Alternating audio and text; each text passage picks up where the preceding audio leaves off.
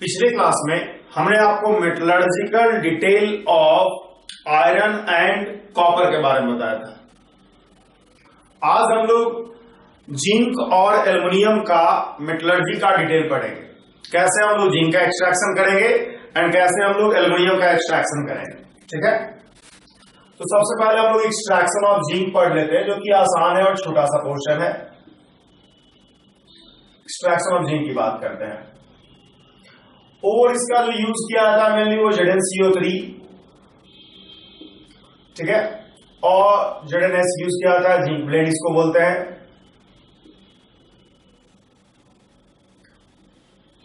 और इसको कालामाइन बोलते हैं मुझे लगता है, जो भी इसका नाम है। अब देखिए मेथड क्या हो, मेथड इसमें इन्वॉल्व होता है जिंक एक्सट्रैक्शन में, वो होता है कार्बन रिडक्शन प्रोसेस। इसमें हम लोग कार्बन रिडक्शन प्रोसेस यूज करते हैं। अगर आप ZnCO3 को यूज लेते हो ओर के रूप में, तो आपको इसको ग्रेविटी सेपरेशन करना होगा।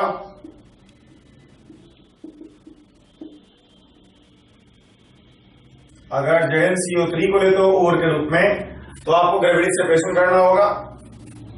ZnS को लेते हो ओर के रूप में, तो इसको आपको क्या करना होगा, फ्लोरेशन करना होगा।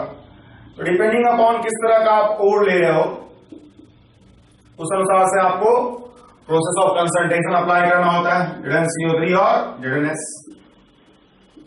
इसमें आपको कैल्सिनेशन करने का जरूरत है और इसमें आपको रोस्टिंग करने का जरूरत है। रोस्टिंग करोगे इसका और उसका कैल्सिनेशन करोगे तो आपको ZnO बन जाएगा। और ZnO का फिर आप क्या करोगे, कार्बन के साथ ऐड करके स्मेल्टिंग कर लोगे, जिससे कि जिंक बन जाएगा प्लस CO2 गैस रिलीज हो जाएगा। और ये जिंक बना वो इम्प्योर जिंक होगा। इम्प्योर जिंक को आप क्या करोगे, डिस्टिलेशन मेथड, हमने बताया था कि जिंक कैडमियम Ag को हम लोग क्या करते हैं, डिस्टिलेशन मेथड ऑफ प्यूरिफिकेशन से हम लोग क्या करेंगे, जिंक प्योर बना लेंगे। तो जिंक का एक्सट्रैक्शन बहुत आसान है, बहुत आसानी से आप जिंक का एक्सट्रैक्शन कर सकते हो। बेसिकली यूज यही है, कार्बन रिडक्शन प्रोसेस, बिकॉज आपने जिंक ऑक्साइड को रिड्यूस करने के लिए कार्बन यूज किया है। तो यही जो है जिंक का एक्सट्रैक्शन है, जो बहुत आसान है, बहुत इजी समझ सकते हो। हम लोग एल्युमिनियम का एक्सट्रैक्शन पढ़ते हैं, ये इंपॉर्टेंट है, इसमें बहुत सारा टर्म ऐसा जो कि आपको पूछा जा सकता है।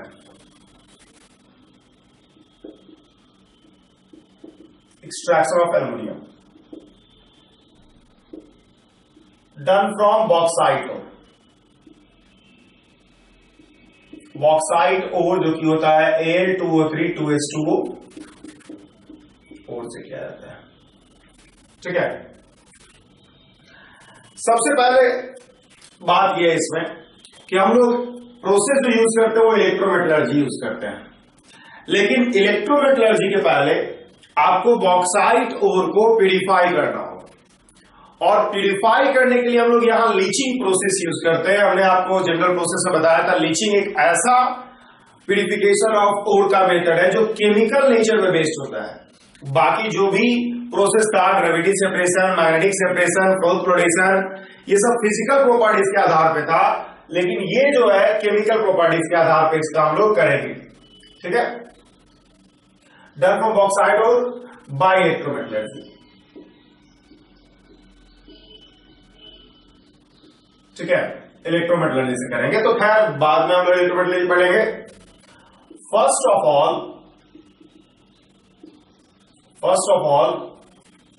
Bauxite ore is purified. Bauxite ore is purified by, सबसे पहले हम लोग क्या करते हैं, बॉक्साइट ओर को हम लोग प्यूरिफाई कर लेते हैं by leaching process.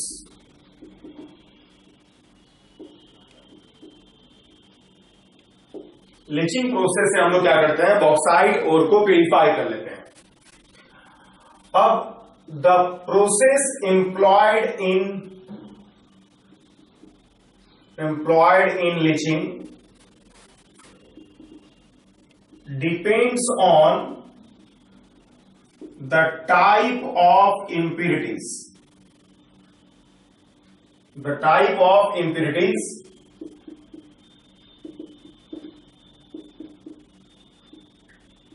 present in Al2O3 2s2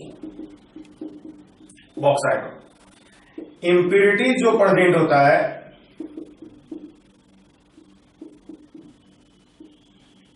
presents are होता है Fe2O3 प्लस SiO2 और plus TiO2।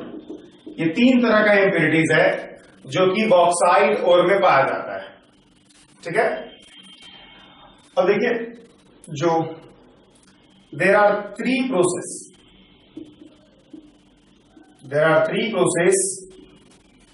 used in leaching।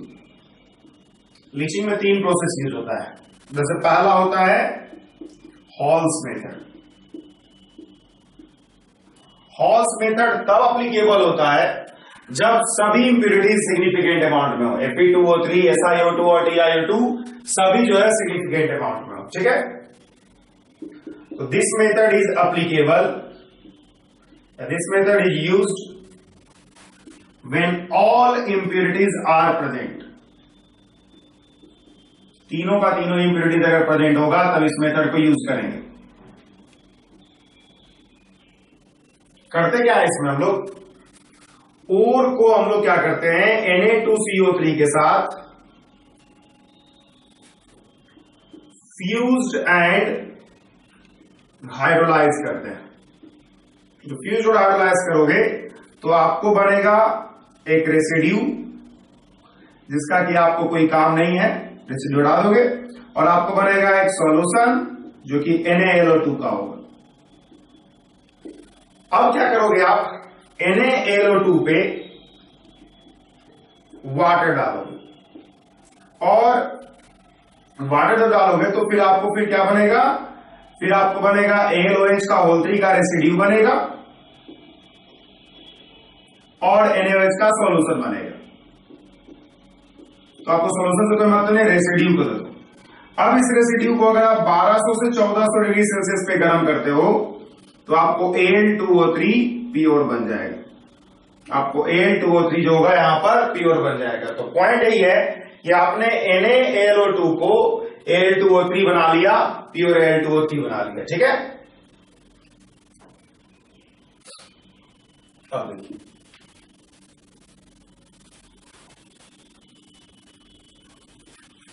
पहला तरीका है। दूसरा तरीका होता है बेयर मेथड। बेयर मेथड तब यूज करते हैं हम लोग जब when Fe2O3 is present as impurity. जब Fe2O3 को इम्प्योरिटीज के रूप में प्रेजेंट रहता है तब हम लोग बेयर मेथड यूज करते हैं। इसमें क्या करते हैं, ओर को हम लोग NaOH के साथ फ्यूज्ड एंड हाइड्रोलाइज करते हैं। फ्यूज करके जब हाइड्रोलाइज करोगे आप तो आपको बनेगा फिर वही एक रेसिड्यू बनेगा जिसका कि कोई काम नहीं है, और एक सॉल्यूशन बनेगा NaLO2 का। अब NaLO2 पे अब प्रोसीजर वही हो जाएगा। हम क्या करते हैं, वाटर डाल करके हम इसको सीडिंग करते हैं LOH का बोलते हैं। सीडिंग करने का मतलब होता है कि जो आपको प्रोडक्ट बनाना है उसके साथ बहुत स्मॉल अमाउंट अगर आपको ऐड करोगे तो प्रोडक्ट इनहेंस करेगा, NaOH बनेगा प्लस AlOH का होल 3 बनेगा रेसिड्यू, और ये इसका आपको कोई जरूरत नहीं है। अब क्या करोगे, NaOH से जो AlOH का होल 3 बना है, जो AlOH का होल 3 बना है आपको, आप उसको क्या करोगे, हीट कर दोगे 1200 से 1400 डिग्री सेल्सियस पर, और आपको बन जाएगा Al2O3 प्योर। ठीक है, ये हुआ बेयर मेथड। और तीसरा मेथड होता है सरपेक method.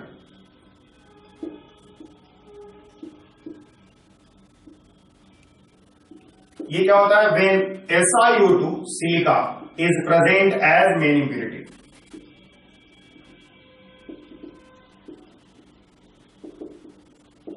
Silica is present as main impurity, तब जो होता है इस मेथड यूज करते हैं। इसमें ओर को क्या करते हैं, कार्बन के साथ हीट करते हैं, heated and N2 is passed. जब ऐसा करोगे तो आपको Al2O3 प्योर बन जाता है। होता क्या है इसमें, SiO2 क्या करता है, कार्बन के साथ रिएक्शन करके सिलिकॉन और प्लस CO2 बना लेता है। फिर एल्युमिनियम ऑक्साइड कार्बन के साथ, और जब पास ओवर N2, ये N2 is passed, N2 gas is passed. जब N2 गैस पास करोगे आपको तो बन जाएगा AlN प्लस CO2। और उसके बाद आप क्या करोगे, जो AlN बना, एल्युमिनियम नाइट्राइड बना, एल्युमिनियम नाइट्राइड को आप क्या करोगे, AlN पे अगर आप वाटर पास करोगे तो आपको बन जाएगा Al का OH का होल 3 प्लस NH3। और फिर इसको आप क्या करोगे, 1200 से 1400 डिग्री सेल्सियस पे गर्म करोगे तो आपको बन जाएगा Al2O3 प्योर। तो इस तरह से आप देख रहे हो कि आपका जो process of purification of ore है वो केमिकल नेचर ऑफ जो कंपाउंड है, ओर है, उस पर डिपेंड कर रहा है। ठीक है। और एज वेल एज इसमें एक चीज ये भी ध्यान रखना है कि इसमें एम्फोट्रिक नेचर ऑफ Al2O3 का यूज हुआ है। एल्युमिनियम जो होता है एम्फोट्रिक नेचर का होता है, इसलिए NaOH के साथ रिएक्शन कर रहा है, डिसॉल्व कर रहा है। ठीक है। तो दिख रहा होगा कि the process employed in leaching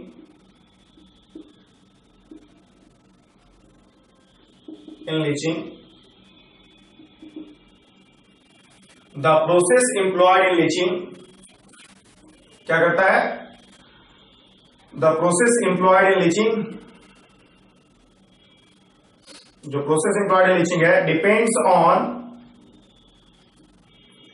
amphoteric nature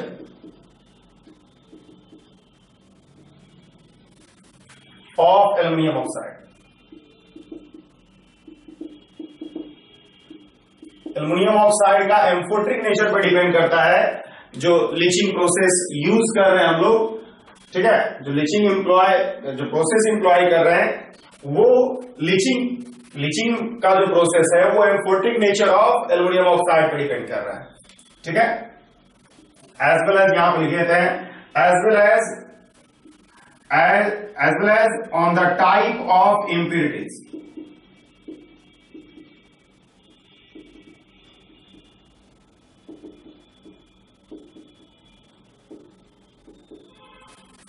on the type of impurities present in, ठीक है, as well as on the type of impurities present in ammonium oxide। Aluminium oxide में जो impurities प्रेजेंट होगा, जिसको कि आप ओर कहोगे, ओर में जो impurities प्रेजेंट होगा उस पर डिपेंड कर रहा है, as well as amphoteric nature of aluminium oxide पर डिपेंड कर रहा है। इसलिए हमने NaOH वगैरह के साथ रिएक्शन कराया था, बेस के साथ रिएक्शन कराया था एल्युमिनियम ऑक्साइड। अब देखिए, जब आपको प्योर Al2O3 ऑब्टेन हो गया, अब इसके बाद आप क्या करोगे, इलेक्ट्रोमेटलर्जी करोगे। ठीक है। From pure Al2O3 aluminium is obtained by electrometallurgy.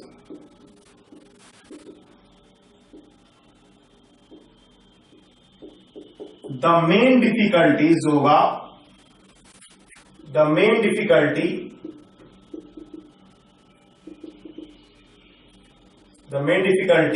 in जो एल्युमिनियम का एक्सट्रैक्शन में जो मेन डिफिकल्टी होगा वो क्या होगा, the main difficulty in extraction of aluminium is पहला, Al2O3 has very high melting point, बहुत ज्यादा मेल्टिंग पॉइंट है, और इसलिए इसका अगर आप इलेक्ट्रोलिसिस करोगे तो बहुत ज्यादा अमाउंट ऑफ इलेक्ट्रिसिटी आपको कंज्यूम करना पड़ेगा। और Al2O3 is a highly covalent in nature,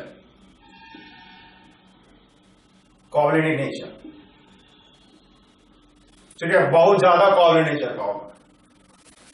both of these impurities, both of these difficulties, not impurities, difficulties can be removed by adding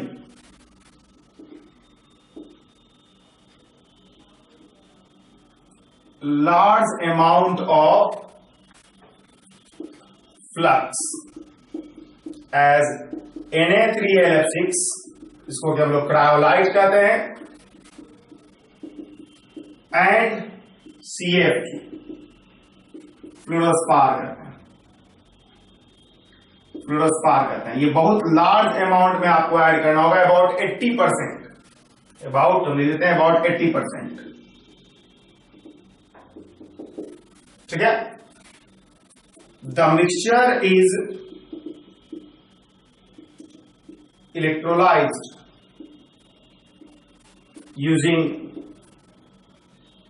using carbon anode and carbon plated a steel vessel।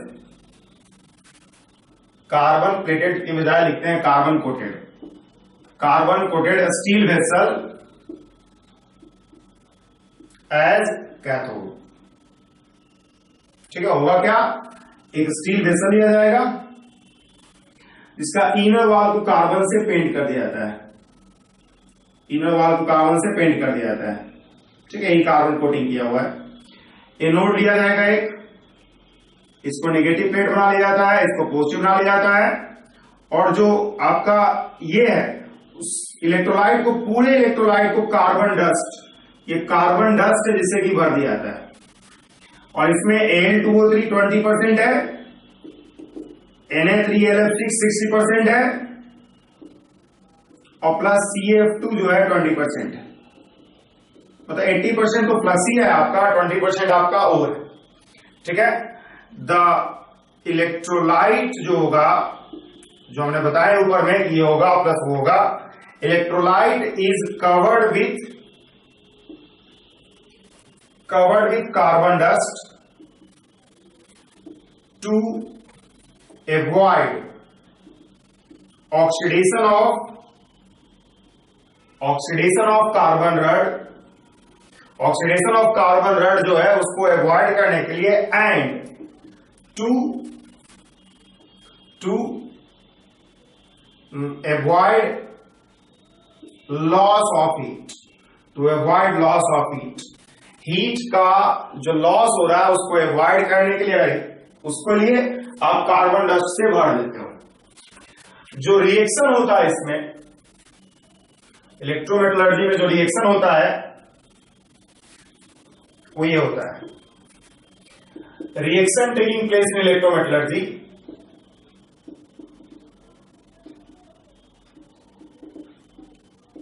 Reaction taking place in electrometallurgy जो होगा।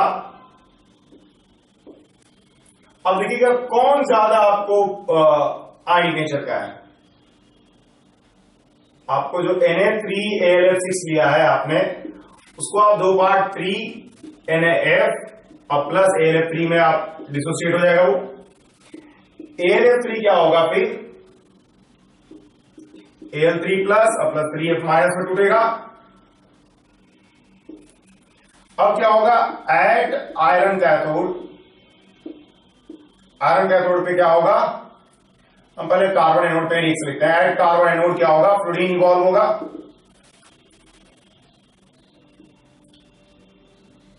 Fluorine minus क्या करेगा, half F2 बनाएगा।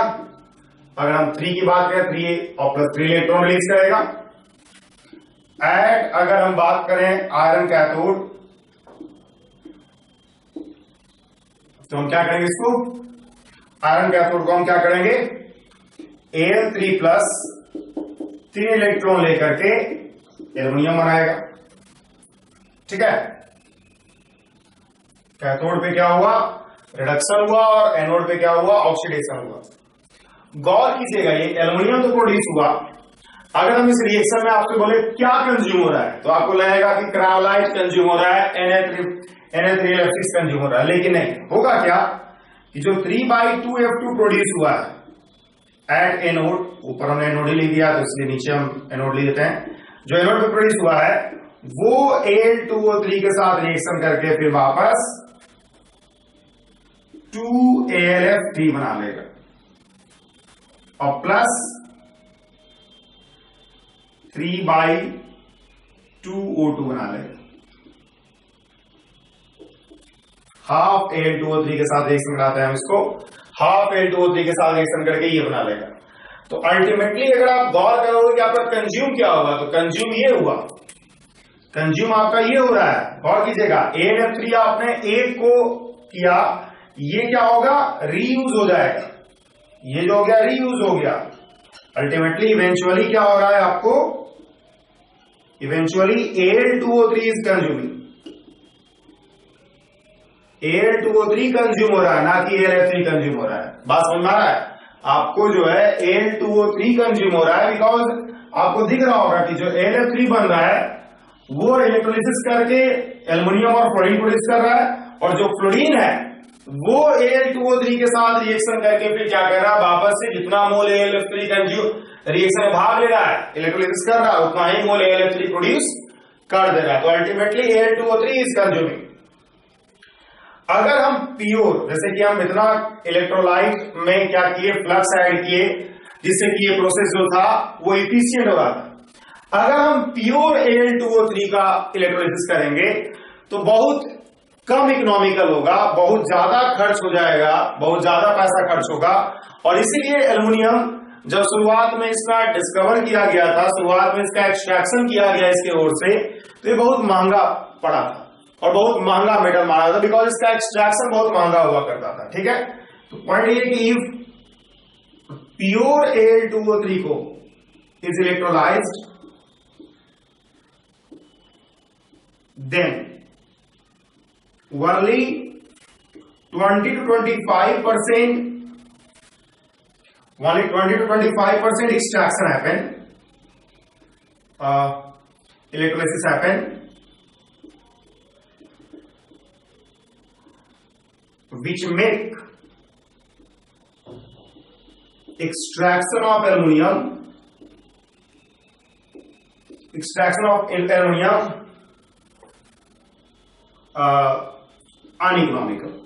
Uneconomical बना देगा। Extraction of aluminium uneconomical हो जाएगा। Uneconomical होने का मतलब यही है कि जो खर्च होगा एल्युमिनियम एक्सट्रैक्शन में बहुत ज्यादा हो जाएगा। ठीक है, यही जो है, इसलिए आपको बहुत large amount of flux add करना पड़ता है। शुरुआत में जब ये फ्लक्स नहीं ऐड किया गया था तो एल्युमिनियम का एक्सट्रैक्शन इतना महंगा था कि एल्युमिनियम सोना से भी ज्यादा महंगा हो रहा था, लेकिन जब एक्सट्रैक्शन किया जाने लगा तरीके से तो फिर ये सस्ता हो गया है। अब देखिए, जो एल्युमिनियम आप इस मेथड से एक्सट्रैक्ट करोगे, aluminium extracted by Eva method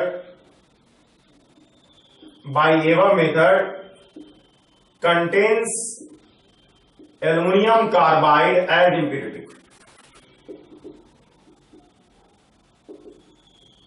ठीक है, aluminium extracted by Eva method contains aluminum carbide as impurity. ठीक है, so aluminum is purified by electrorefining. electrorefining से हम लोग क्या करेंगे, एल्युमिनियम को प्यूरिफाई करेंगे। सो एल्युमिनियम इज प्यूरिफाइड बाय इलेक्ट्रोरिफाइनिंग इन, जिसको क्या हम लोग क्या कहते हैं, कॉल्ड हुप्स मेथड। इसी को हम लोग कहते हैं हुप्स मेथड। जो एल्युमिनियम का इलेक्ट्रोरिफाइनिंग का मेथड होता है उसी को हम लोग हुप्स मेथड कहते हैं। इसमें एनोड जो होगा thick plate of impure aluminium होगा, जो हम लोग करते हैं इलेक्ट्रोरिफाइनिंग में। कैथोड जो होगा वो thin plate of pure aluminium होगा। इलेक्ट्रोलाइट जो होगा वो क्या होगा, molten salt of molten state of fluoride of aluminium, sodium and calcium. ठीक है, ये सब जो होगा मोल्टेन स्टेट में होगा। और रिएक्शन जो होगा वो ये होगा,